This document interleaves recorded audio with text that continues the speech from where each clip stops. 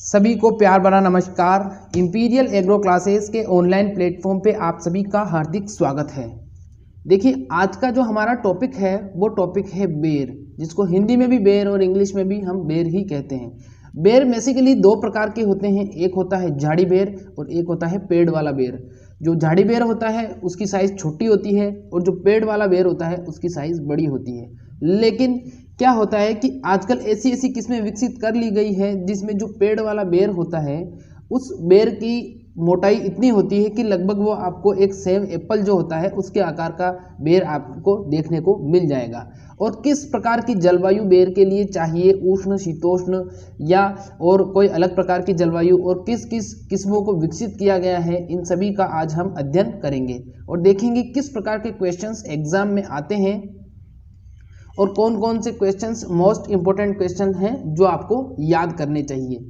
तो चलिए शुरू करते हैं आज का रोमांचक सफ़र। इससे पहले एक ज़रूरी सूचना, अगर न्यू स्टूडेंट हैं तो प्लीज़ वीडियो को लाइक कर दीजिए, चैनल सब्सक्राइब करके बेल आइकन को दबा लीजिए ताकि आपको सारे वीडियोस के नोटिफिकेशन मिलते रहें और आप सारी क्लासेस का हिस्सा बन सकें। ठीक है, तो चलिए शुरू करते हैं आज का रोमांचक सफ़र। क्वेश्चन नंबर फर्स्ट पूछा गया है हमसे।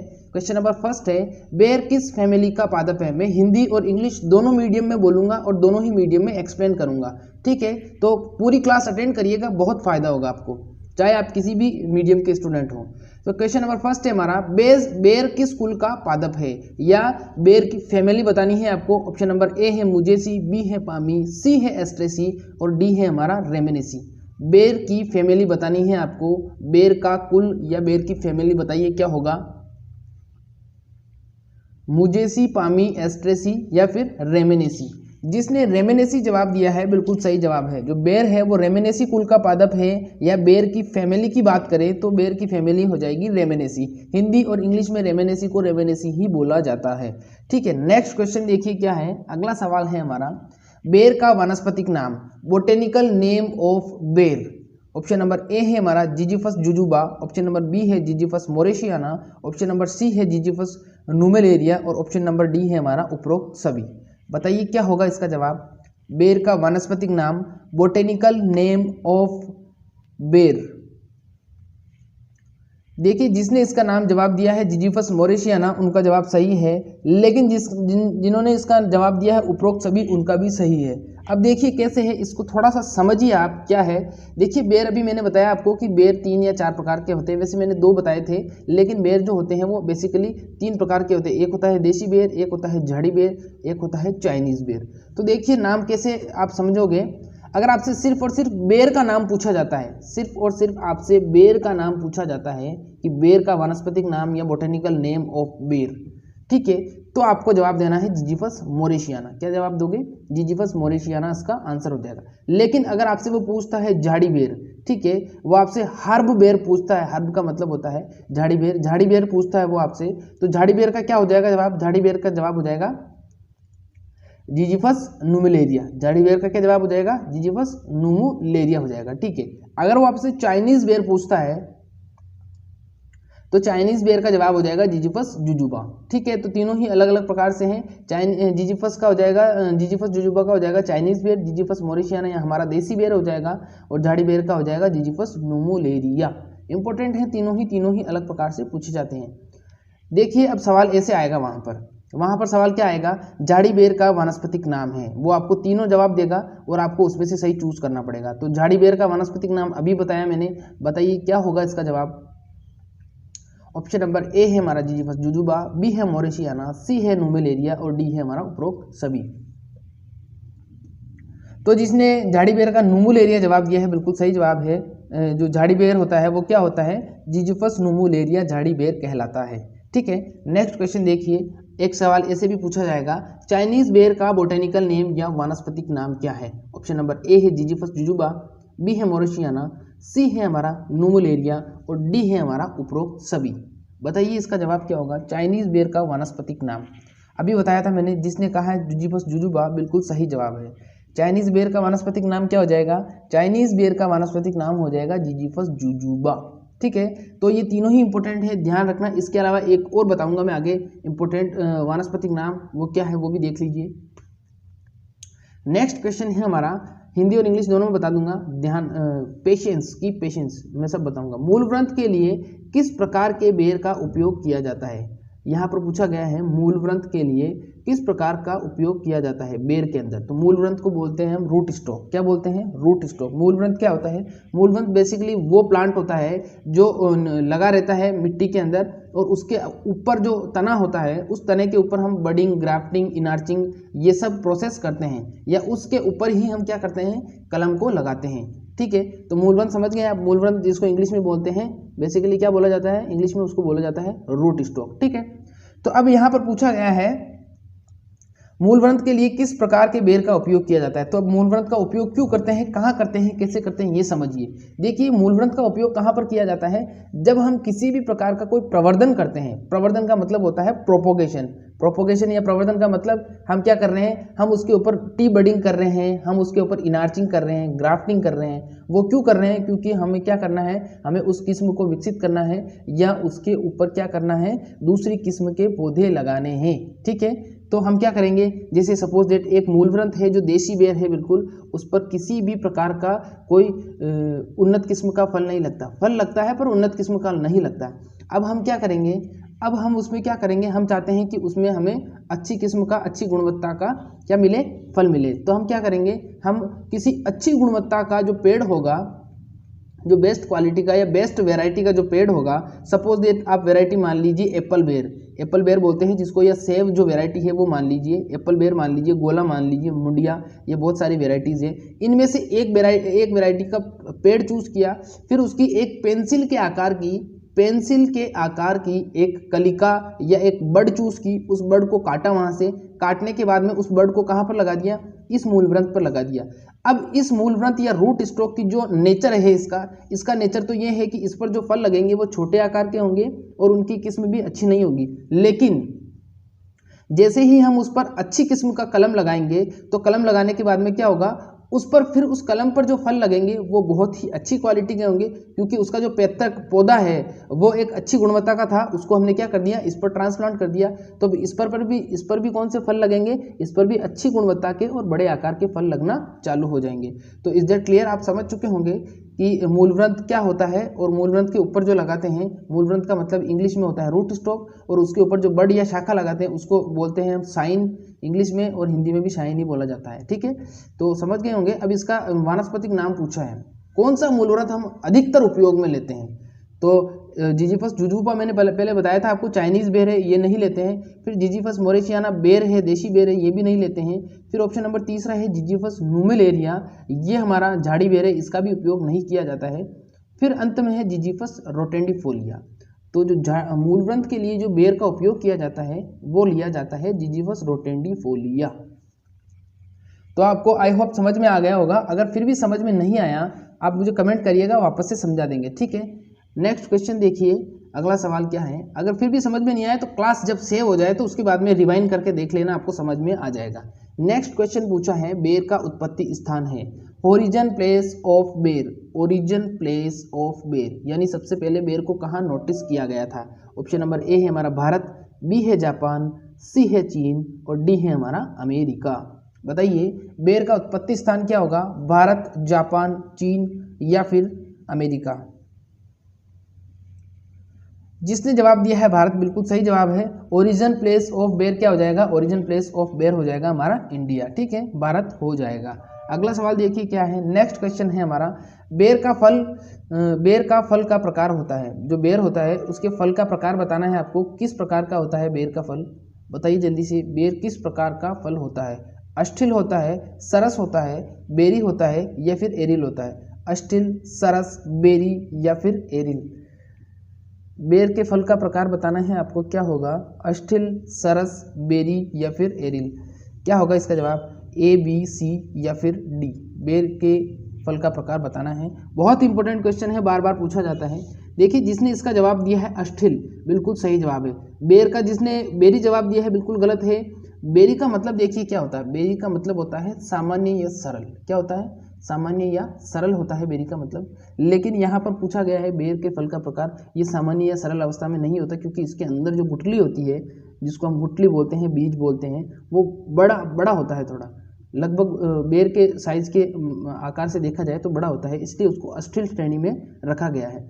ठीक है, तो बेर के फल का प्रकार कौन सा हो जाएगा? बेर के फल का प्रकार हो जाएगा अस्टिल। आपने देखा होगा जो मैंगो होता है उसका भी जो गुठली होता है या बीज होता है वो कितना बड़ा होता है, वो सारे ही किस श्रेणी में रखे जाते हैं? अस्टिल श्रेणी में रखे जाते हैं। इसको इंग्लिश में अस्टिल को बोला जाता है ड्रुप, DROOP।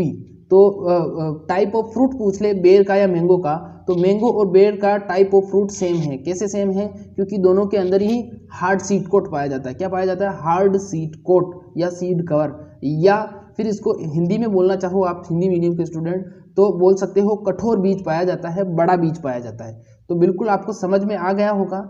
ठीक है, नेक्स्ट क्वेश्चन की तरफ बढ़ते हैं। अगला सवाल है हमारा, बेर का खाने वाला भाग है।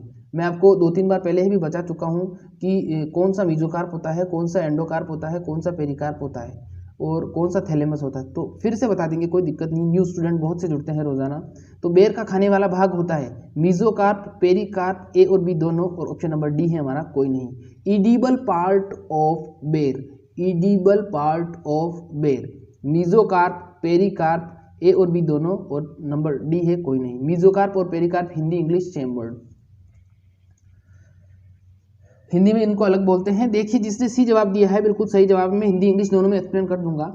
बेर का खाने वाला भाग पूछा है, तो देखिए बेर का खाने वाला भाग या इडिबल पोर्शन जो होता है, पार्ट होता है, वो होता है हमारा ए और बी दोनों। ए मतलब मीजोकार्प और पेरिकार्प दोनों। मीजोकार्प को मध्य फल भित्ति और पेरिकार्प को बाह्य फल भित्ति के नाम से जाना जाता है। ठीक है, तो जो बेर का छिलका होता है उसको हम छील के नहीं खाते, आपने देखा होगा बेर को छिलके सहित खाया जाता है। फिर छिलके के नीचे मध्य फल भित्ति होती है, उस मध्य फल भित्ति या मीजोकार्प को भी हम खाते हैं। फिर उसके बाद में अंतःफल भित्ति होती है जिसको बोलते हैं हम गुठली या बीज, वो नहीं खाते हैं, उसको थूक देते हैं। तो समझ गए होंगे मीजोकार्प और पेरिकार्प उसके खाने वाला भाग होता है। Is that clear? अगला सवाल देखिए क्या है। नेक्स्ट क्वेश्चन है हमारा, बेर में गुणसूत्रों की संख्या होती है। क्रोमोसोम नंबर्स इन बेर, क्रोमोसोम नंबर पूछे हैं। नंबर फर्स्ट है हमारा 12, दूसरा है 21, तीसरा है 84 और चौथा है हमारा 48। बताइए 12, 21, 84, 48, बताइए क्या होगा इसका एग्जैक्ट आंसर। बहुत इंपॉर्टेंट क्वेश्चन लाया हूं आपके लिए। इस एक क्लास में बेर से रिलेटेड सारे फंडे आपके क्लियर कर दिए जाएंगे, तो पूरी क्लास अटेंड करिएगा, बहुत फायदा होगा आपको। आप पूरी क्लास अटेंड नहीं करते हो, फिर आपके क्वेश्चंस रह जाते हैं, फिर वो डाउट्स कभी क्लियर नहीं होते। एक बार में ही, एक क्लास में ही सारे डाउट क्लियर कर लो, ताकि सुपरवाइजर का आगामी एग्जाम आए तब वहाँ पर प्रॉब्लम नहीं आए, क्योंकि वहाँ पर 60% सिर्फ और सिर्फ एग्रीकल्चर ही आएगी। 100 में से 60 सवाल एग्रीकल्चर के ही आएंगे, तो ध्यान रखना, बहुत इंपॉर्टेंट है वो एग्जाम आपके लिए आने वाला है वैकेंसी। बेर में गुणसूत्रों की संख्या बताइए 12, 21, 84 और 48। जिसने इसका जवाब दिया है 48 बिल्कुल सही जवाब है। बेर में गुणसूत्रों की संख्या कितनी होती है? 48। कितनी होगी? बेर में गुणसूत्रों की संख्या होगी हमारी 48। नेक्स्ट क्वेश्चन देखिए क्या है। अगला सवाल है हमारा, बेर में विटामिन पाया जाता है। बेर में विटामिन कौन सा पाया जाएगा बताइए? Vitamin A, vitamin B, vitamin A और बी दोनों, और विटामिन डी। बताइए, सॉरी विटामिन डी नहीं, ऑप्शन डी जिसमें है कोई नहीं। बेर में कौन सा विटामिन पाया जाएगा? बेर में कौन सा विटामिन पाया जाएगा बताइए? Vitamin A, vitamin B, vitamin A B दोनों और कोई नहीं। देखिए जिसने इसका जवाब दिया है सी आंसर बिल्कुल सही जवाब है। बेर में पाए जाने वाला विटामिन कौन सा होगा? बेर के अंदर पाए जाने वाला विटामिन होगा विटामिन ए और बी दोनों। कौन सा होगा? विटामिन ए और बी दोनों होगा, बेर में पाए जाने वाला विटामिन ए और बी दोनों। Is that clear? अगला क्वेश्चन देखिए क्या पूछा है। नेक्स्ट है हमारा, बेर को किस फल की संज्ञा दी गई है? अब बताना है आपको बेर को और किस नाम से जाना जाता है। अदर नेम ऑफ बेर, बेर का अदर नेम बताना है आपको। ऑप्शन नंबर ए है हमारा गरीब का सेब, बी है अमीर का संतरा, सी है हमारा मिडिल फ्रूट और डी है हमारा कोई नहीं। बताइए जल्दी से। गरीब का संतरा, गरीब का सेब को बोला जाता है poor man Apple, poor man Apple. ठीक है, अमीर का संतरा, rich man orange, middle fruit और कोई नहीं। बहुत इंपॉर्टेंट क्वेश्चन है, बार बार पूछा जाता है ये सवाल। देखिए जिसने ए जवाब दिया है गरीब का सेब बिल्कुल सही जवाब है। इसको बोलते हैं पुअर मैन एप्पल। क्या बोलते हैं? पुअर मैन एप्पल के नाम से भी जानते हैं। तो बेर को किस फल की संख्या दी गई है? बेर को किस फल की संख्या दी गई है? बेर को दिया गया है गरीब का सेब या पुअर मैन एप्पल के नाम से भी जाना जाता है। ठीक है, नेक्स्ट क्वेश्चन है। अगला सवाल देखिए क्या है। बेर को किस प्रकार की जलवायु की आवश्यकता होती है। अब बेर की जलवायु बतानी है। बेर को किस प्रकार की जलवायु की आवश्यकता होती है। ऑप्शन नंबर ए है हमारा शुष्क, बी है अर्धशुष्क, सी है दोनों, डी है कोई नहीं। बताइए बेर को किस प्रकार की जलवायु की आवश्यकता होती है। बेर को किस प्रकार की जलवायु की आवश्यकता होती है। शुष्क, अर्धशुष्क, दोनों और कोई नहीं। बताइए इसका जवाब क्या होगा। शुष्क, अर्धशुष्क, दोनों और कोई नहीं। देखिए जिसने जवाब दिया है बेर का, जिसने जवाब दिया है दोनों, ऑप्शन नंबर सी वाला बिल्कुल सही जवाब है। बेर को किस प्रकार की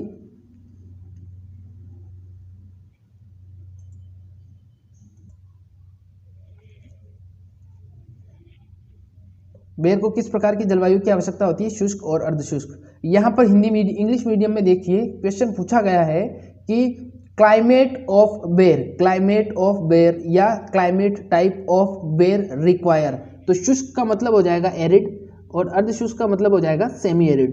ठीक है, शुष्क का मतलब हो जाएगा एरिड और अर्धशुष्क का मतलब हो जाएगा सेमी एरिड। तो शुष्क और अर्धशुष्क, एरिड और सेमी एरिड दोनों ही रीजन्स में इनको उगाया जाता है। ठीक है, नेक्स्ट क्वेश्चन देखिए क्या है। अगला सवाल हमारा नेक्स्ट है, बेर को किस पीएच पर उगाया जा सकता है।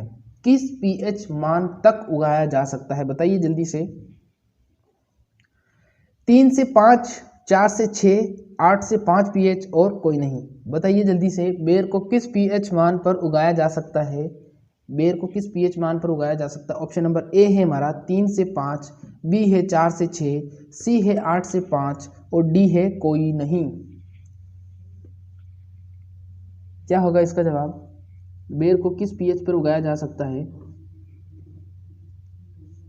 जिसने इसका जवाब दिया है 8.5 पीएच बिल्कुल सही जवाब है। देखो जो 7 पीएच होता है वो उदासीन या न्यूट्रल होता है, जो 7 होता है पीएच वो उदासीन या न्यूट्रल होता है, और 7 से नीचे जितना भी पीएच होता है वो होता है एसिडिक या अम्लीय। क्या होता है, एसिडिक या अम्लीय। और 7 से ऊपर जितना भी पीएच होता है वो होता है क्षारीय या एल्कलाइन या बेस बोलते हैं उसको। ठीक है, तो जो बेर को उगाया जाता है वो क्षारीय मृदाओं में आसानी से उगाया जा सकता है 8.5 पीएच मान तक। 7 से 8.5 पीएच मान तक की मृदाओं में, मिट्टी में, सॉइल में आसानी से इसको ग्रो किया जा सकता है। ठीक है, नेक्स्ट क्वेश्चन देखिए क्या है। अगला सवाल है हमारा, बेर की कौन सी किस्म अगेती है। बेर से क्योंकि हर बार सवाल पूछा जाता है, बेर से हर बार सवाल क्यों पूछा जाता है, इंपॉर्टेंट इसीलिए है क्योंकि राजस्थान क्या है, एक शुष्क रीजन है, एक शुष्क क्षेत्र है, एक एरिड रीजन है, और यहाँ पर क्या होता है बेर बहुतायत पाया जाता है। बेर अगर राजस्थान में सबसे प्रसिद्ध बेर पूछ ले कहाँ के हैं तो चोमू के बेर सबसे प्रसिद्ध होते हैं। चोमू कहाँ पर है, चोमू जयपुर के अंदर है। ठीक है, तो अब बेर की कौन सी किस्म अगेती है बताना है आपको। बेर की कौन सी किस्म अगेती है, सेब, मुंडिया, उमरान या केथली। बताइए जल्दी से, बेर की कौन सी किस्म अगेती। किस्म को बोलते हैं अर्ली वेराइटी, जिसमें फ्रूटिंग अर्ली हो जाती है, सीजन आने से पहले ही उसमें बेर लग जाते हैं और पक जाते हैं। तो बेर की कौन सी किस्म अगेती होगी, सेब, मुंडिया, उमरान या फिर केथली। बताइए, सेब, मुंडिया, उमरान या फिर केथली। बताइए क्या होगा इसका जवाब। अगेती पूछा है मैंने, जिसने जवाब दिया है सेब बिल्कुल सही जवाब है। यहाँ पर सेब वेराइटी है, सेब एक वेराइटी है। सेब आप वो वाला एप्पल मत समझ लेना इसको। सेब पूछ ले सेब किसकी वेराइटी है तो सेब वेराइटी बेर की है, ऐसा नहीं है आप एप्पल कर दो वहाँ पर। नेक्स्ट क्वेश्चन देखिए क्या है। अगला सवाल है हमारा, बेर की कौन सी किस्म मध्यम है। मिडिल वेराइटी पूछा है यहाँ पर, मिडिल वेराइटी ऑफ बेर। बताइए कौन सी होगी, सेब, मुंडिया, महार वाली या उमरान। कौन सी किस्म होगी, सेब, मुंडिया, महार वाली या फिर उमरान। बेर की कौन सी किस्म मध्यम है, सेब, मुंडिया, महार वाली या फिर उमरान। देखिए जिसने मध्यम का जवाब दिया है मुंडिया बिल्कुल सही जवाब है। जो मुंडिया वैरायटी है हमारी, मुंडिया वैरायटी है वो मध्यम किस्म की वैरायटी है। कौन सी वैरायटी है, मध्यम किस्म की वैरायटी मानी जाती है। बेर में वैसे भी वैरायटीज आपको बहुत कम मिलेगी, 10 से 12 वैरायटीज है, उनमें से ही बार बार आपको घुमा घुमा के क्वेश्चंस पूछे जाते हैं। तो 10 से 12 वैरायटीज याद कर लीजिए। अभी सुपरवाइजर में भी बेर से सवाल आया था एक, कौन सा सवाल आया था वो भी आगे डिस्कस करेंगे हम। तो बेर की कौन सी किस्म मध्यम है, सेब, मुंडिया, महार वाली या उमरान। जिसने जवाब दिया है इसका मुंडिया बिल्कुल सही जवाब है। ठीक है, नेक्स्ट क्वेश्चन देखिए क्या है। अगला सवाल है हमारा, बेर की कौन सी किस्म पचेती है। पचेती का मतलब लेट वैरायटी, जिसमें फ्रूट बहुत लेट डेवलप होते हैं। ऑप्शन नंबर ए है सेब, बी है मुंडिया, सी है गोला और डी है हमारा उमरान। बताइए क्या होगा इसका जवाब। बेर की कौन सी किस्म पछेती लेट जो लेट पकती है, बताना है आपको कौन सी लेट पकती है। जिसने इसका जवाब दिया है उमरान, बिल्कुल सही जवाब है। उमरान क्या होती है? उमरान सबसे लेट पकने वाली लेट डेवलपमेंट वैरायटी है। ठीक है, लेट डेवलपमेंट वैरायटी कौन सी हो जाएगी? उमरान। नेक्स्ट क्वेश्चन देखिए क्या है। अगला सवाल पूछा गया है, बेर की कौन सी सबसे मीठी किस्म है? बेर की कौन सी किस्म सबसे मीठी है? जब मैंने मैंगो पढ़ाया था आपको, तब मैंने वहां पर बताया था आपको स्वीटेस्ट वैरायटी ऑफ मैंगो, सबसे मीठी वैरायटी बताया था मैंने चौसा। चौसा क्या होती है? सबसे मीठी वैरायटी होती है। और सबसे अच्छी वैरायटी की बात करें जो सबसे ज़्यादा निर्यात की जाती है, तो मैंने बताया था आपको अल्फांसो। अल्फांसो क्या होती है? सबसे ज़्यादा निर्यात की जाती है। और आपको अल्फांसो का दूसरा नाम भी बताया था हाफूस और बादामी। ठीक है, अब बताइए यहाँ पर बेर की कौन सी किस्म सबसे मीठी है? सेब है, हमारी मुडिया, गोला या उमरान? सबसे मीठी पूछा है। देखिए जिसने सेब जवाब दिया है बिल्कुल सही जवाब है। जो सबसे मीठी होती है वो कौन सी होती है? सेब होती है। सेब सबसे मीठी किस्म मानी गई है। ठीक है, इसका वजन अगर बात करें तो इसका वजन जो होता है वो 15 से 20 ग्राम होता है। एक फ्रूट का वजन 15 से 20 ग्राम होता है। ठीक है, अगला सवाल देखिए क्या है। नेक्स्ट है हमारा, बेर की कौन सी किस्म सबसे भारी है? सबसे भारी मतलब सबसे बड़ा होता है, जिसका फ्रूट भारी होता है, साइज बड़ा होता है, ये बताना है। सेब का, मुडिया का, गोला का या उमरान का? बताइए जल्दी से। सेब का, गोला का, मुडिया का या फिर उमरान का?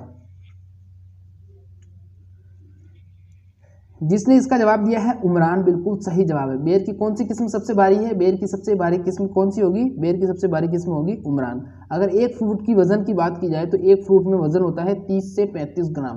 कितना होता है? 30 से 35 ग्राम वजन होता है। सबसे बड़े आकार के फल इसी के होते हैं। सबसे बड़े आकार के फल इसी के होते हैं। और इसके जो फल होते हैं वो उनको सुखाकर क्या किया जाता है? सुखाकर उनको परिरक्षित किया जाता है। परिरक्षित जैसे सूखे बेर आपने खाए होंगे, बेर सूखे, जो बेर को सुखाते हैं, सुखाकर खाते हैं, तो उसी प्रकार से क्या है, जो उमरान है उसके बेरों को क्या किया जाता है? सुखाया जाता है। सबसे बड़ी किस्म है आकार में और 30 से 35 ग्राम एक फ्रूट का वजन होता है। ठीक है, नेक्स्ट क्वेश्चन देखिए क्या है।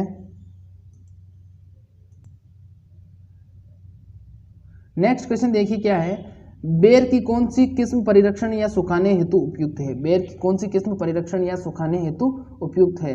तो मैंने अभी बताया आपको उमरान। क्या होता है? उमरान होता है। अब देखिए परिरक्षण या सुखाने से मतलब मैं समझा देता हूँ। परिरक्षण या सुखाने का उमरान तो आंसर मैंने पहले ही बता चुका हूँ, आंसर होगा। देखो परिरक्षण का मतलब होता है प्रिजर्वेशन और सुखाने का मतलब होता है ड्राइंग।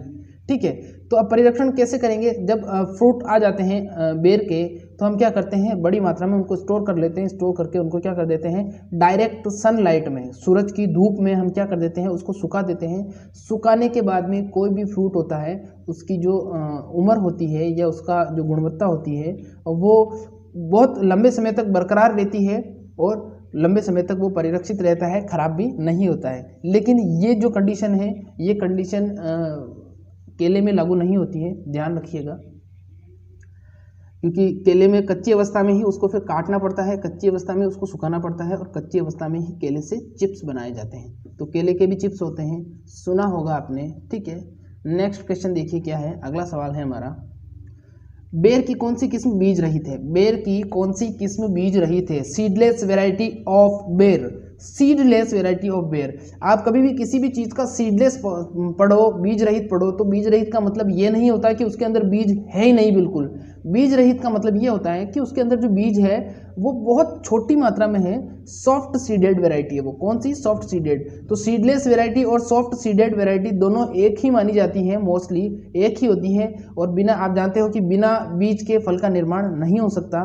तो ऐसा होगा ही नहीं कि उसके अंदर बीज नहीं होगा, बीज होगा लेकिन बहुत ही सूक्ष्म मात्रा में पाया जाएगा, छोटी मात्रा में पाया जाएगा। तो अब देखिए बेर की कौन सी किस्म बीज रहित है। ऑप्शन नंबर ए है सेब, बी है इलायची, सी है गोला और डी है हमारा उमरान। बताइए बेर की कौन सी वैरायटी सीडलेस वैरायटी है? सीडलेस वैरायटी का क्वेश्चन हर बार पूछा जाता है। सीडलेस वैरायटी बताना है आपको। सेब, इलायची, गोला, उमरान। क्या होगा इसका जवाब? देखिए जिसने इसका जवाब इलायची दिया है बिल्कुल सही जवाब है। इलायची, एक इलायची वैरायटी मैंने आपको पहले भी पढ़ाई थी मैंगो के अंदर। तो जो इलायची वैरायटी है वो मैंगो की भी होती है और वो आपकी बेर की भी होती है। अब आप कहोगे सर दोनों ही ऑप्शन में आ गए, तो ऐसा कभी होता नहीं है, दोनों ऑप्शन में नहीं आएंगे। पेपर सेलेक्ट करने वाली जो कमेटी होती है वो बिल्कुल सोच विचार करके ही पेपर बनाती है। ऐसा कभी नहीं होगा कि वो आपको बेर की पूछ लेगा बेर की कौन सी वैरायटी है और दोनों आपको वैरायटी दे देगा। अगर ऐसा सवाल आ भी जाता है तो उस क्वेश्चन पर आरटीआई दायर की जाती है, रीट लगाई जाती है और उस क्वेश्चन को कानूनी दायरे से हटा दिया जाता है। तो आप बिल्कुल निश्चिंत रहिए, ऐसा सवाल नहीं आता है। तो बेर की कौन सी किस्म बीज रही थी बताना था, सेब, इलायची, गोला या उमरान। तो क्या हो जाएगा इसका आंसर? इसका आंसर हो जाएगा इलायची। इलायची क्या है? एक सीडलेस वैरायटी है, सॉफ्ट सीडेड वैरायटी है किसकी? बेर की। नेक्स्ट क्वेश्चन देखिए, अगला क्या है? अगला सवाल है हमारा, बेर में प्रवर्धन किसके द्वारा होता है? यहाँ पर पूछा गया है प्रोपोगेशन मेथड ऑफ बेर। प्रोपोगेशन मेथड ऑफ बेर, प्रवर्धन या प्रोपोगेशन अभी बताया था मैंने थोड़ी देर पहले। अगर आपने नहीं सुना, नहीं ध्यान है, तो जैसे ही हमारी क्लास खत्म होने के बाद में ये सेव हो जाएगी तो आप इसको जाकर से वापस से देख लेना। स्टार्टिंग में ही मैंने बताया है, 5वां या 6ठा क्वेश्चन था वो। ठीक है, तो बेर में बताना है आपको प्रवर्धन किसके द्वारा किया जाएगा? टी बडिंग, रिंग बडिंग, ए और बी दोनों, और ऑप्शन नंबर डी है हमारा बीज। बताइए बेर में प्रवर्धन किसके द्वारा किया जाएगा? टी बडिंग, रिंग बडिंग, ए और बी दोनों, ऑप्शन नंबर सी है हमारा और डी है हमारा बीज। जिसने इसका जवाब दिया है ऑप्शन नंबर सी, ए और बी दोनों, बिल्कुल सही जवाब है। बेर में प्रवर्धन किसके द्वारा होता है? बेर के अंदर बेसिकली जो प्रवर्धन किया जाता है वो टी बडिंग और रिंग बडिंग के द्वारा किया जाता है। किसके द्वारा किया जाता है? टी बडिंग और रिंग बडिंग के द्वारा किया जाता है। टी बडिंग में आप जानते हो क्या करते हैं, एक कट ऐसे लगाते हैं, फिर एक कट ऐसे लगाते हैं, फिर इन दोनों की छाल के बीच में क्या कर देते हैं, जो प्रवर्धित छाल होती है या जो उत्तम किस्म की छाल होती है उसकी कलिका को फंसा देते हैं और क्या कर देते हैं, ग्राफ्टिंग टेप से बांध देते हैं। बांधने के बाद में क्या हो जाता है, वो प्रवर्धन हो जाता है। कुछ समय बाद उनको नमी मिलने के बाद में वहाँ से एक नया पौधा निकलता है और उस पर फलन होता है। ऐसे ही होता है रिंग बडिंग। रिंग बडिंग में क्या करते हैं, जो शाखा होती है उसके चारों तरफ की छाल उतार देते हैं, फिर उसके बाद में जो दूसरी शाखा होती है उन्नत किस्म की, वहाँ से कलिका युक्त एक छाल लेते हैं, उस छाल को वहाँ पर लपेट देते हैं, फिर वापस से क्या करेंगे, वापस से वहाँ पर भी हम क्या कर देंगे, ग्राफ्टिंग टेप बांध देंगे गोल, और गोल बांधने के बाद में वहाँ से भी एक नए पौधे का जन्म होगा। Is that clear? बिल्कुल अपन जब प्रोपोगेशन मेथड पढ़ेंगे तो उसमें आपको बिल्कुल अच्छे तरीके से विथ डायग्राम समझाऊंगा, मैं आपको विथ डायग्राम समझाऊंगा, तो आपको प्रॉब्लम नहीं होगी, कोई दिक्कत नहीं है। नेक्स्ट क्वेश्चन देखिए क्या है, इसका आंसर बता चुका हूं मैं, इसका आंसर होगा ए और बी दोनों, रिंग बडिंग और टी बडिंग। नेक्स्ट क्वेश्चन देखिए, बेर को बाग में कितनी दूरी पर लगाया जाता है? बेर का जो बाग होता है, ऑर्चार्ड ऑफ बेर को कितनी दूरी पर लगाया जाता है? डिस्टेंस पूछिए आपसे, डिस्टेंस, पेड़ से पेड़ की डिस्टेंस और लाइन से लाइन की डिस्टेंस। तो 8 × 8 मीटर, 6 × 6 मीटर, 4 × 4 मीटर या 1 × 1 मीटर। बताइए इसका जवाब क्या होगा, कितनी दूरी पर लगाया जाता है इसको? 8 × 8, 6 × 6, 4 × 4 या 1 × 1 मीटर। जब मैं आपको दूरी या डिस्टेंस बताता हूं तो अब जैसे यहाँ पर ऑप्शन दे रखा है 8 × 8 मीटर, तो अगर 7 × 7 मीटर होगा तो भी सही जवाब माना जाएगा। देखिए जो डिस्टेंस दिया जाएगा आपको वो 1-1 मीटर का नहीं दिया जाएगा, वो लगभग 2-2 या 3-3 मीटर का ऑप्शन में दिया जाएगा। जैसे 8 दिया है, फिर 6 दिया है, फिर उसके बाद में 4 दिया है, फिर 1 दिया है, तो यहाँ 3 है या 2 है, यहाँ 2 है। ऐसे नहीं कि 8 दे दिया फिर 7, 6, 5, 4, 3, 2, 1, ऐसे नहीं होता है। बिल्कुल जो ऑप्शन दिए जाते हैं, अगर ऐसा सवाल आपसे आएगा, पूछा जाएगा, वो गलत होगा, उसको हटा दिया जाएगा, उसको डिलीट कर दिया जाएगा। आप बिल्कुल निश्चिंत रहा करें, ठीक है। तो बेर को बाग में कितनी दूरी पर लगाया जाता है? जिसने जवाब ऑप्शन नंबर ए दिया है 8 × 8 मीटर, बिल्कुल सही जवाब। बेर को बाग में 8 × 8 मीटर की दूरी पर लगाया जाता है। Is that clear? Next question देखिए क्या है, अगला सवाल है हमारा। नेक्स्ट क्वेश्चन देखिए क्या है, नेक्स्ट क्वेश्चन है हमारा, बेर को बाग लगाने के बाद कितने वर्ष में फलन प्रारंभ होता है? क्वेश्चन क्या पूछा है, देखिए क्वेश्चन पूछा गया है, जब हम बेर का ट्रांसप्लांट कर देते हैं ऑर्चार्ड के अंदर, इंग्लिश मीडियम वाले पहले समझिए फिर हिंदी मीडियम में समझाऊंगा। जब हम बेर का ट्रांसप्लांट कर देते हैं या बेर पर कटिंग बडिंग ग्राफ्टिंग इनार्चिंग कर देते हैं तो उसके कितने दिन बाद वहाँ पर फ्रूटिंग चालू होती है? फ्रूटिंग का मतलब फल बनना चालू होते हैं। तो ऑप्शन हिंदी में भी समझ में आ गया होगा, बाग लगाने के कितने वर्ष बाद फलन यानी फ्रूट बनना या फल बनना चालू होते हैं? तो 1 वर्ष, 2 वर्ष, 3 वर्ष या 4 वर्ष। Option number 4, 3, 2, 1। बताइए 1, 2, 3, 4 क्या होगा इसका जवाब? कितने वर्ष लगेंगे बेर को फल देने में? जिसने 4 वर्ष जवाब दिया है बिल्कुल सही जवाब है। चौथे वर्ष में क्या हो जाता है, फ्रूटिंग बिल्कुल रेगुलरली आना स्टार्ट हो जाती है। लेकिन अब होता क्या है, अब आप कहोगे सर हमने तो लगाया था, हमारे तो 2 साल में हो गया था या हमारे तो 2.5 साल में हो गया था। वो आपके 2.5 साल में, 2 साल में या 3 साल में हुआ था, बिल्कुल वो हो सकता है, कोई दिक्कत नहीं है। स्थान यानी कि स्थान और जलवायु के हिसाब से प्रोडक्शन में बदलाव आ सकता है, फ्रूटिंग में बदलाव आ सकता है। कुछ जलवायु उनको सूट कर जाती है तो वहाँ पर फ्रूटिंग जल्दी हो जाती है, लेकिन जो ऑफिशियल औसत निकाल के बताया गया है, जो एवरेज बताया गया है, वो 4 वर्ष है। 4 वर्ष में पूरी तरह से फ्रूट आने लग जाते हैं। कभी कभार क्या होता है कि 2 वर्ष में, 3 वर्ष में फ्रूटिंग तो चालू हो जाती है, लेकिन प्रॉपर वे में नहीं हो पाती। प्रॉपर वे का मतलब है फ्रूटिंग हर ब्रांचेस पे नहीं हो रही है, किसी पर हो रही है, किसी पर नहीं हो रही। जो मैच्योर ब्रांच है उस पर फ्रूटिंग हो रही है और जो इमेच्योर ब्रांच है उन पर फ्रूटिंग नहीं हो रही। तो 4 वर्ष में पूरा पेड़ विकसित हो जाता है, डेवलप हो जाता है, फिर उसके बाद में उस पर दबा के फ्रूटिंग आती है। Is that clear? सारे कॉन्सेप्ट क्लियर कर दिए जाते हैं। कौन से प्लेटफॉर्म पे? इंपीरियल एग्रो क्लासेस के ऑनलाइन प्लेटफॉर्म पर सारे क्लियर हो जाते हैं डाउट्स। ठीक है, न्यू स्टूडेंट हो प्लीज़ वीडियो को लाइक, चैनल सब्सक्राइब करके बेल आइकन को प्रेस कर लीजिए अगर आपको ये क्लास पसंद आ रही है तो। अगर आपको इस क्लास ने थोड़ा भी नॉलेज दिया है तो प्लीज़ चैनल सब्सक्राइब करिए और पूरी क्लास अटेंड करिएगा। लगभग हमने आधा सफ़र पूरा कर लिया है, अब थोड़ा सा सफ़र और बचा है, उसको पूरा करेंगे। तो चलिए आगे बढ़ते हैं मंजिल की तरफ। नेक्स्ट क्वेश्चन है हमारा, बेर में कृंतन का उपयुक्त समय है। अब कृंतन का मतलब होता है काट छांट। कृंतन का मतलब होता है काट छांट। अब इंग्लिश में कहोगे सर, इंग्लिश वालों हमें भी बताइए, तो उसको बोलते हैं प्रूनिंग। प्रूनिंग प्रोसेस उसको बोलते हैं। अब वो मैं बताऊंगा क्यों करते हैं, पहले टाइम बता देता हूँ या पहले आपको एक्सप्लेन कर देता हूँ। हिंदी वालों पहले ध्यान से सुनो, हिंदी मीडियम वाले स्टूडेंट देखिए, बेर में कृंतन का उपयुक्त समय जो होता है, वो कृंतन करते क्यों हैं हम? कृंतन का मतलब होता है बेर का जो ट्री होता है या पेड़ होता है, उसमें हम क्या कर देते हैं, जो पुरानी शाखाएं होती हैं उनको काट देते हैं। उनको काटने से क्या होता है, न्यू ब्रांचेस डेवलप होती हैं, नई शाखाएं निकलती हैं, और नई शाखाएं निकलेगी तो उन पर फ्रूटिंग भी ज़्यादा होगी, फल भी उन पर ज़्यादा लगेंगे और हमें उत्पादन भी ज़्यादा प्राप्त होगा। ठीक है, तो इसी अवस्था को क्या बोला जाता है, इसी क्रिया को कृंतन बोलते हैं। वापस से समझिए, बिल्कुल प्रॉपर वे में समझाता हूँ। जो बेर का पेड़ होता है उसमें पुरानी शाखाओं को काट कर वहाँ पर नई शाखाओं को विकसित किया जाता है, जिससे उसमें फल बड़ी संख्या में लगते हैं, ज़्यादा मात्रा में लगते हैं और हमें उत्पादन अधिक प्राप्त होता है। ठीक है, इंग्लिश में सुन लीजिए, प्रूनिंग प्रोसेस क्यों करते हैं? प्रूनिंग प्रोसेस में जो न्यू ब्रांच, जो ओल्ड ब्रांचेज होती है, उन ओल्ड ब्रांचेज को हम कट कर देते हैं। उनके स्थान पर क्या होता है, उस प्लेस पर न्यू ब्रांचेस डेवलप होती है और उन पर जो फ्रूटिंग होती है वो न्यू होती है और हमारा जो प्रोडक्शन होता है वो भी हाई होता है। ठीक है, इज दैट क्लियर? इस प्रोसेस को हिंदी में बोलते हैं कृंतन और इंग्लिश में बोला जाता है इसको प्रूनिंग प्रोसेस। ठीक है, बिल्कुल क्लियर। अब यहाँ पर सवाल पूछा है कि बेर में प्रूनिंग प्रोसेस जब हम करेंगे तो उसका एग्जिट राइट टाइम क्या, उसका उपयुक्त समय क्या है, कौन से माह में हमें करना चाहिए ताकि हमें उत्पादन सही मिले? तो ऑप्शन नंबर ए है हमारा अप्रैल का अंतिम सप्ताह, बी है हमारा मई का अंतिम सप्ताह, सी है जून का अंतिम सप्ताह और डी है हमारा जुलाई का अंतिम सप्ताह। अब बताइए क्या होगा बेर में कृंतन का उपयुक्त समय? अप्रैल का अंतिम सप्ताह, मई का अंतिम सप्ताह, जून का अंतिम सप्ताह या जुलाई का अंतिम सप्ताह? ठीक है, बताइए इसका आंसर क्या होगा, ए, बी, सी और डी। ठीक है, बहुत सबसे ज़्यादा बेर के अंदर 2 प्रकार के सवाल सबसे ज़्यादा पूछे जाते हैं, उसमें से एक ये है कि बेर में कृंतन कब करते हैं, क्योंकि बहुत ही इंपॉर्टेंट प्रोसेस है बेर का। अगर कृंतन नहीं करोगे फ्रूट डेवलपमेंट नहीं होगा, न्यू ब्रांचेस नहीं निकलेगी और फ्रूट डेवलपमेंट नहीं होगा लेकिन बहुत कम मात्रा में होगा।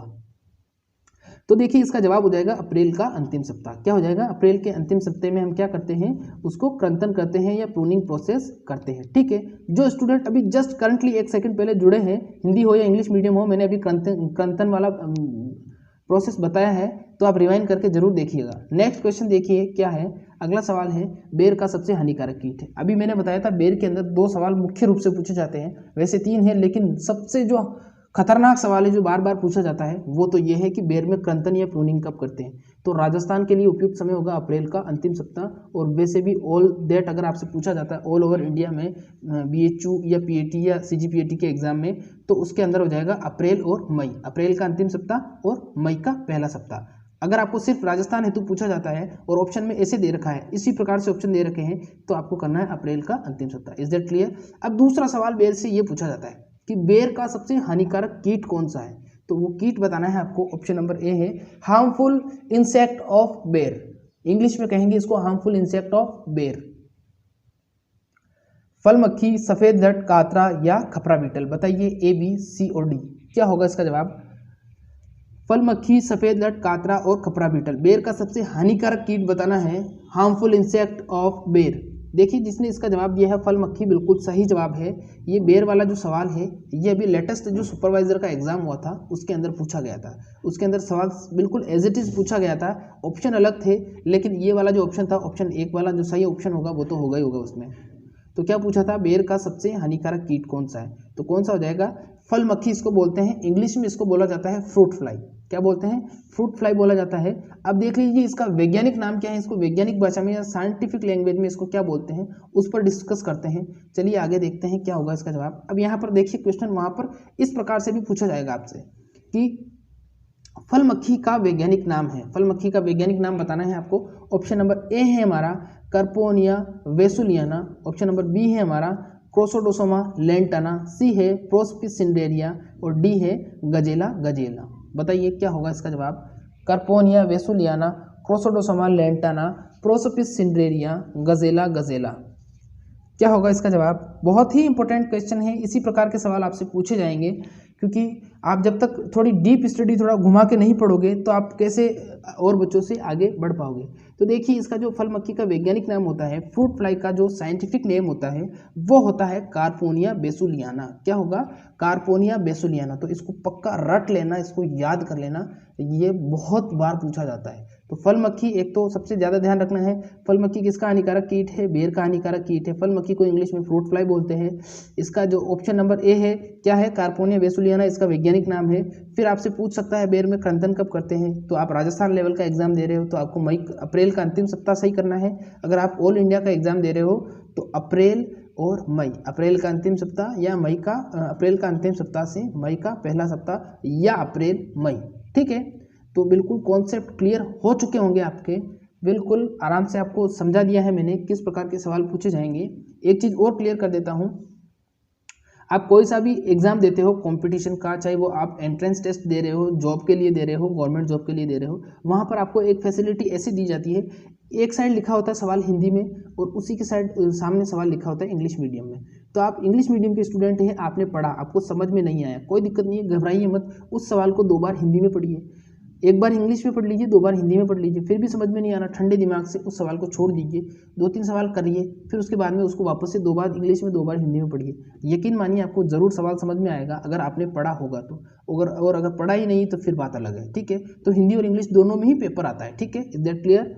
अब देखिए अगला सवाल क्या है, इसका बता दिया फल मक्खी का, कार्पोनिया वेसुलियाना। अगला सवाल क्या है, नेक्स्ट क्वेश्चन है हमारा, फल मक्खी की प्रतिरोधी किस्में। प्रतिरोधी किस्म का मतलब होता है रेजिस्टेंस वैरायटी। क्या होता है, रेजिस्टेंस वैरायटी बोलते हैं उसको इंग्लिश में। अब फल मक्खी की प्रतिरोधी किस्म बतानी है, मतलब ऐसा पूछा गया है अगर हम इनमें से कौन सी वैरायटी उगाएं, दूधिया उगाएं, सेब उगाएं, केथले उगाएं या उमरान उगाएं, तो इनमें से ऐसी कौन सी वैरायटी है जिस पर अगर फल मक्खी कीट लग भी जाए तो उसका कोई हानिकारक प्रभाव नहीं होगा, वो उस फल मक्खी के प्रभाव को सहन कर लेगी, उसको बोलते हैं प्रतिरोधी किस्म या फिर रेजिस्टेंस वैरायटी। तो अब बताइए ए बी सी और डी क्या होगा इसका जवाब। एक होता है संवेदनशील किस्म, एक होता है प्रतिरोधी किस्म, दोनों ही बताऊंगा मैं आपको अभी। इसका जवाब देखिए, पहले बता देता हूं, इसका जवाब होगा दूधिया। दूधिया जो किस्म है, दूधिया किस्म, देखो यहाँ 2 सवाल याद हो रहे हैं। पहला तो सवाल ये याद हो रहा है कि आपसे पूछ ले दूधिया किस्म किसकी है, तो आप समझ जाओ कि सीधा हाँ यार सर ने एक बार पढ़ाया था हमें बेर के अंदर, तो बेर की किस्म है दूधिया, ठीक है। क्योंकि ये जो आप अभी जो डिजिटल प्लेटफॉर्म पे हो, आप किस प्लेटफॉर्म पे हो, एक बात सुनिए, आप अभी डिजिटल प्लेटफॉर्म पे हो, आप अभी क्या कर रहे हो, इसको सुन भी रहे हो, देख भी रहे हो, आपके आसपास कोई नहीं है, आप ईयरफोन लगा के आप क्लास अटेंड कर रहे हो, तो एज ए पिक्चर चल रही है आपके सामने। क्या चल रही है, एज ए पिक्चर चल रही है। उसमें बीच बीच में मैं कहानी का आकार इसलिए देता हूँ क्योंकि वो पूरी कहानी आपको याद हो जाए, ठीक है। तो इसीलिए इस तरीके से पढ़ना बहुत अच्छा माना जाता है, लेकिन ये तभी कारगर होता है जब पहले आपने थ्योरी पढ़ी हो। तो प्लीज़ पहले थ्योरी करके फिर अटेंड किया करें एक्स्ट्रा क्लास, ये हमारी टेस्ट सीरीज, आपको बहुत फ़ायदा होगा और बहुत जल्दी आपको याद भी होगा और कभी भूलोगे भी नहीं, क्योंकि पिक्चर कभी भूलते हो क्या, नहीं भूलते हो। इसीलिए आप बिल्कुल ध्यान लगा के कॉन्सेंट्रेट होकर ईयरफोन लगा के इसको देखा करें, पूरा इसके अंदर कंसंट्रेशन कर ले ताकि आप किसी प्रकार का कोई सवाल मिस ना करें। तो इसका जवाब क्या हो जाएगा, फल मक्खी हो जाएगा। अब देखिए प्रतिरोधी और संवेदनशील में क्या मतलब है। संवेदनशील का मतलब होता है ससेप्टिबल या संवेदनशील। इंग्लिश वर्ड है संवेदनशील का ससेप्टिबल। अब देखो जैसे मैंने पूछा फल मक्खी की प्रतिरोधी किस्म है, तो प्रतिरोधी किस्म हो गई दूधिया। दूधिया पर इसका कोई प्रभाव नहीं पड़ता, फल मक्खी का दूधिया पर कोई प्रभाव नहीं पड़ता। अब फॉर एग्जाम्पल समझने के लिए समझना, सिर्फ यहाँ पर पूछा है फल मक्खी की सबसे संवेदनशील किस्म कौन सी है। अगर आपसे ऐसा सवाल पूछ लिया, अब संवेदनशील का मतलब वो पूछना चाहता है कि ऐसी कौन सी वैरायटी है जिस पर फल मक्खी थोड़ी सी भी लग गई तो उसको सबसे ज़्यादा प्रभाव पड़ेगा, उस पर हानिकारक प्रभाव पड़ेगा, उसको सबसे ज़्यादा नुकसान होगा। तो संवेदनशील का मतलब या ससेप्टिबल का मतलब होता है प्रभावित, और प्रतिरोधी का मतलब होता है या रेजिस्टेंस का मतलब होता है अप्रभावित। प्रतिरोधी का मतलब कोई प्रभाव नहीं पड़ता और संवेदनशील का मतलब प्रभाव पड़ता है। Is that clear? इसी प्रकार के छोटे छोटे कॉन्सेप्ट क्लियर करते हुए चलेंगे और आज की हमारी जर्नी को पूरा करेंगे। ठीक है, ये सवाल बिल्कुल क्लियर हो गया। नेक्स्ट क्वेश्चन देखिए क्या पूछा है। अगला सवाल है हमारा, फल मक्खी की प्रतिरोधी किस्म है। ये वापस से आ गया, 2 स्लाइड्स हो गई, कोई दिक्कत नहीं, जुड़वा बहनें हो गई दोनों, कोई दिक्कत नहीं है। तो फल मक्खी का नियंत्रण किसके द्वारा किया जाता है? क्वेश्चन क्या पूछा है, फल मक्खी का नियंत्रण किसके द्वारा किया जाता है? ऑप्शन नंबर ए है मेलाथियन, बी है कैप्टान, सी है थीराम और डी है हमारा एंडोसल्फान। बताइए फल मक्खी का नियंत्रण, फ्रूट फ्लाई का कंट्रोल आप कौन से इंसेक्टिसाइड से करोगे? फ्रूट फ्लाई का कंट्रोल करना है, कौन से इंसेक्टिसाइड से करोगे? मेलाथियन, कैप्टान, थीराम या फिर एंडोसल्फान? बताइए क्या होगा इसका जवाब। फल मक्खी का कंट्रोल करना है आपको। देखिए जिसने जवाब दिया है मेलाथियन, बिल्कुल सही जवाब है। जो फल मक्खी का नियंत्रण किया जाता है या कंट्रोल किया जाता है वो मेलाथियन का स्प्रे करके किया जाता है। मेलाथियन का स्प्रे करते हैं और उस स्प्रे करने के लिए हम 0.5% किसका इस्तेमाल करते हैं? 0.5% सॉल्यूशन तैयार करते हैं। किसका? मेलाथियन का। किसका तैयार करते हैं? मेलाथियन का करते हैं। ध्यान रखना, एक चीज़ और बताऊंगा, अभी इसको क्लियर कर देता हूँ। मेलाथियन का उपयोग करेंगे फ्रूट फ्लाई इंसेक्ट को कंट्रोल करने के लिए। अब देखिए ध्यान रखना, जब आप हॉर्टिकल्चर पढ़ते हो तो हॉर्टिकल्चर के अंदर जब आप फ्रूट वाला पार्ट पढ़ते हो, पोमोलॉजी, तो उसमें हमेशा आपको जो स्प्रे पूछा जाएगा वो हमेशा पर पेड़ ही पूछा जाएगा। पर पेड़ क्यों पूछते हैं? क्योंकि देखिए एरिया तो आपका सेम हो सकता है 1 हेक्टेयर, लेकिन जो पौधों की संख्या होती है वो अलग अलग हो सकती है। कैसे? देखिए एक हेक्टर में क्या होता है, सपोज दैट ये जो आपकी पूरी फ़ोन की स्क्रीन नज़र आ रही है आपको, ये पूरी फ़ोन की स्क्रीन आपका 1 हेक्टर एरिया है, यानी कि 10,000 मीटर स्क्वायर। बिल्कुल ध्यान से सुनना, बेसिक कॉन्सेप्ट क्लियर हो जाएगा। ये एक पूरा स्क्रीन है, इसका जो एरिया है वो है 10,000 मीटर स्क्वायर। इसको आप ये मान लीजिए कि ये आपका खेत है। अब आपको इसमें आम का पौधा लगाने के लिए बोला जाता है, तो आम के पौधे को 10 × 10 मीटर की दूरी पर लगाया जाता है। क्यों? क्योंकि आम का पौधा क्या होता है, बड़ा होता है, पेड़ बड़ा होता है और उनकी जो जड़ें होती हैं वो भी क्या होती है, ज़्यादा डेवलप होती है, ज़्यादा फैली हुई होती है। ठीक है, अब आपको उसी जगह अगर कह दे आपको कि नींबू वर्गी लगाओ, तो नींबू वर्गी पेड़ छोटा होता है, उसको 6 × 6 मीटर की दूरी पर लगाया जाएगा। उसकी रूट कब डेवलपमेंट होती है, उसकी जड़ें होती हैं वो कम फैली हुई होती है। तो अगर 10 × 10 मीटर की दूरी पे लगाएंगे तो ये जैसे ये यहाँ पर मेन पॉइंट है, तो एक फर्स्ट जो 10 मीटर होगा वो यहाँ पर होगा, सेकंड यहाँ पर, थर्ड यहाँ पर, 4 यहाँ पर, तो एक लाइन में लगभग 5 पौधे ही लगे। अगर 6 मीटर की दूरी पे लगाएंगे तो एक लाइन में हमारे 10 पौधे लग जाएंगे। तो एरिया तो हमारा वही है, लेकिन जो नंबर ऑफ प्लांट्स हैं वो चेंज हो रहे हैं, पौधों की संख्या चेंज हो रही है। इसीलिए क्या करते हैं, जब हम फल वृक्ष पढ़ते हैं, फल वृक्ष उद्यान पढ़ते हैं, तो हमेशा जो उत्पादन पूछा जाएगा आपसे वो मोस्टली आपका किस में पूछा जाएगा, प्रति पेड़ पूछा जाएगा। और दवाई छिड़काव पूछा जाएगा तो वो भी प्रति पेड़ ही पूछा जाएगा। तो ध्यान रखना है, इनको लगाने का जो एरिया है वो हमेशा मीटर में होता है, प्रति पेड़ उत्पादन पूछा जाता है। इस प्रकार के बेसिक कॉन्सेप्ट क्लियर आपको बताना जरूरी है, क्योंकि सुपरवाइजर में जिसके बेसिक कॉन्सेप्ट क्लियर होते हैं ना उसी का सिलेक्शन होता है। बाकी रट तो आप कितना ही लो, कोई दिक्कत नहीं। कोई अपार है एग्रीकल्चर, तो बहुत अपार है, इसका कोई अंत नहीं है एग्रीकल्चर का। तो उसका जवाब दे चुका हूं मैं, मेलाथियन 0.5%। ठीक है, अगला सवाल देखिए क्या है। नेक्स्ट क्वेश्चन है हमारा, चाफर बीटल किसका हानिकारक कीट है? चाफर बीटल किसका हानिकारक कीट है? चाफर बीटल इंग्लिश वर्ड है, चाफर कीट भी बोल सकते हैं इसको। चाफर बीटल इज ऑल्सो, अभी पहले से ही ये ऑलरेडी एक इंग्लिश वर्ड है। ठीक है, तो chafer beetle is a harmful insect, बेर, आम, केला या फिर नींबू? बताइए चाफर बीटल किस में लगता है? जिसने बेर जवाब दिया है बिल्कुल सही जवाब है। जो चाफर बीटल होता है वो किसका हानिकारक कीट माना जाता है? बेर का हानिकारक कीट माना जाता है। किसका माना जाएगा? बेर का हानिकारक कीट माना जाएगा। नेक्स्ट क्वेश्चन देखिए क्या पूछा है। अगला सवाल है हमारा, इंग्लिश मीडियम के विद्यार्थी इसको देख के खुश होंगे। क्योंकि उनको इंग्लिश वर्ड दिखा, और हिंदी मीडियम के विद्यार्थी डिमोटिवेट हो जाएंगे। बेटा ऐसी बात नहीं है, हिंदी मीडियम वाले विद्यार्थी इंग्लिश में भी थोड़ा पढ़ा करो, बहुत मदद मिलेगी एग्जाम में आपको। तो देखिए क्या पूछा है यहाँ पर पूछा गया है CIAH, जिसका हिंदी में मतलब है केंद्रीय शुष्क अनुसंधान केंद्र, ठीक है। यह इसको हिंदी में इंग्लिश का फुल फॉर्म बोल देता हूँ पहले मैं, central institute of arid horticulture. अभी जैसे ही क्लास खत्म होगी 3-4 सवाल के बाद में इसका फुल एक्सप्लेनेशन रखा है मैंने, 2 मिनट में आपको एक्सप्लेन करके बताऊंगा। तो यहाँ पर केंद्रीय शुष्क अनुसंधान केंद्र के द्वारा विकसित बेर की किस्म बतानी है। बेर की गोमाकृति, गणेश कृति, थार सेविका या उपरोक्त सभी। CIAH के द्वारा विकसित बेर की किस्म, फिर ये भी बताऊंगा ये कहाँ पर है, क्या है, ठीक है। तो इसका आंसर मैं बता देता हूँ, इसका आंसर होगा उपरोक्त सभी। गोमाकृति, गणेश कृति, थार सेविका तीनों ही CIAH के द्वारा निकाली गई है। CIAH बीकानेर में है, ठीक है। लास्ट में डिस्कस करेंगे इसके बारे में।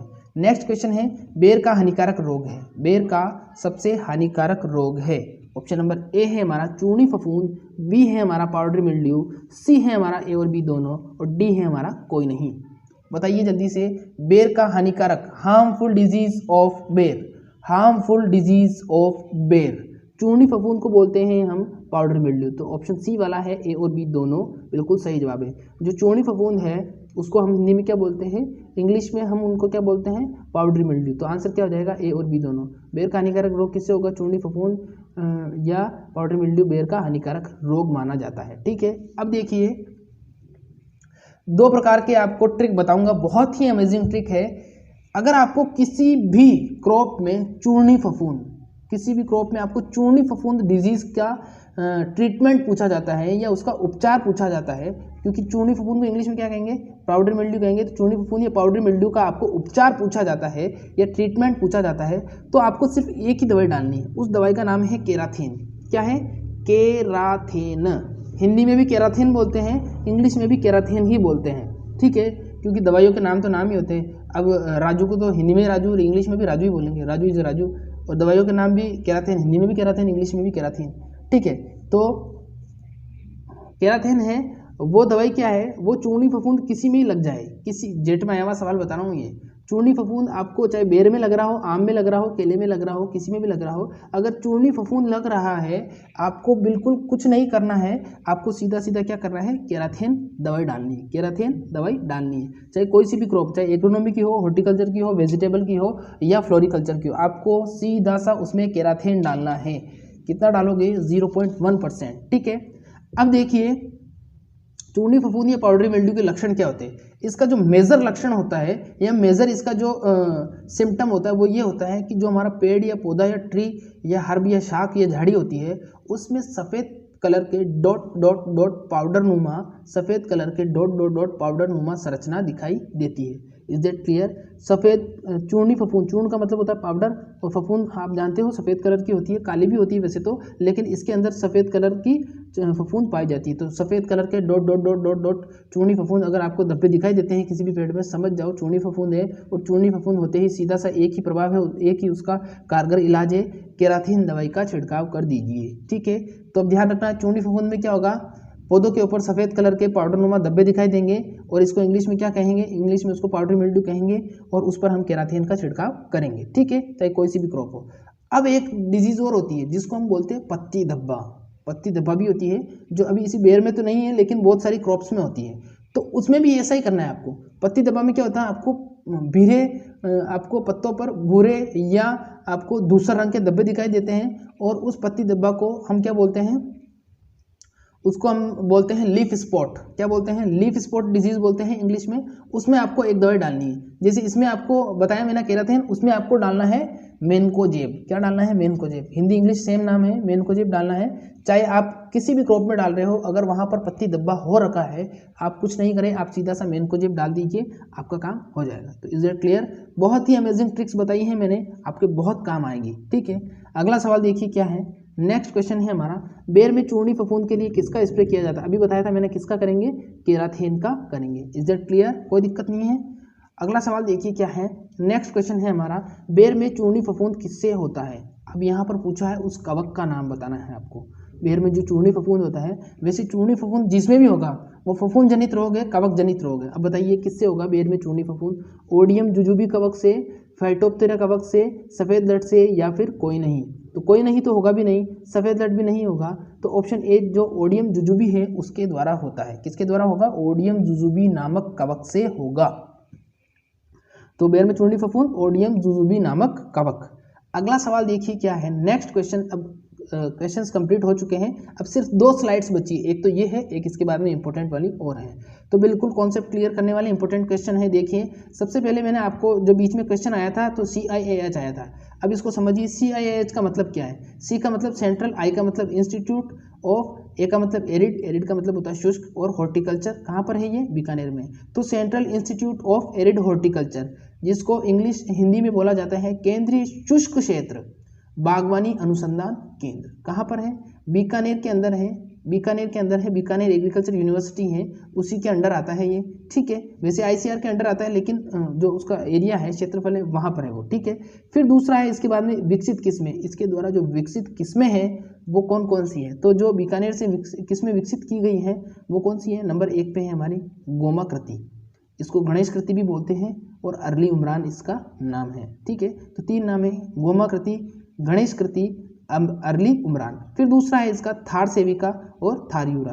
तो कितनी किस्में निकली हैं? 3 किस्में निकली हैं, और मैं कह रहा हूँ इनको रट लेना आप, 100% पूछी जाएगी, रट लेना। सुपरवाइजर के एग्जाम में तो पूछी गई थी, अब भी पूछी जाएगी।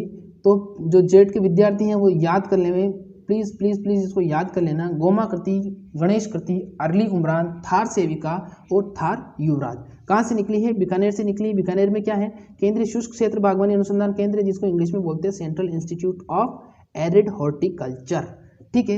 लास्ट स्लाइड देखिए क्या कहती है, लास्ट स्लाइड है हमारी बेर की किस्में। अब बेर की किस्मों में क्या है? वेरिएशन है, डिफरेंशिएशन है। कैसे है? अलग अलग है, अगेती अलग है, मध्य अलग है, और पछेती अलग है। तो अगेती का मतलब जो अर्ली प्रोडक्शन, अर्ली फ्रूटिंग वाली है, उसमें हो जाएगी सेब और गोला, सेब और गोला। अगर इसमें से भी पूछा जाता है कि सबसे अगेती कौन सी है, तो गोला वेराइटी जो है वो सबसे अगेती है, सबसे पहले जो फल बनते हैं वो इसमें बनते हैं। दूसरा है हमारा मध्यम। मध्यम में क्या हो जाएगा? मध्यम में हो जाएगा मुंडिया, कैथली, मेहरून, जोगिया और बनारसी, ठीक है। ये कौन सी हो जाएगी? ये मिडिल टाइम फ्रूटिंग वाली हो जाएगी, मध्यम वाली हो जाएगी। या इसको हम ये भी बोल सकते हैं ऑन टाइम, या समय पर, या उपयुक्त समय पर जो फल देती है वो कौन सी है।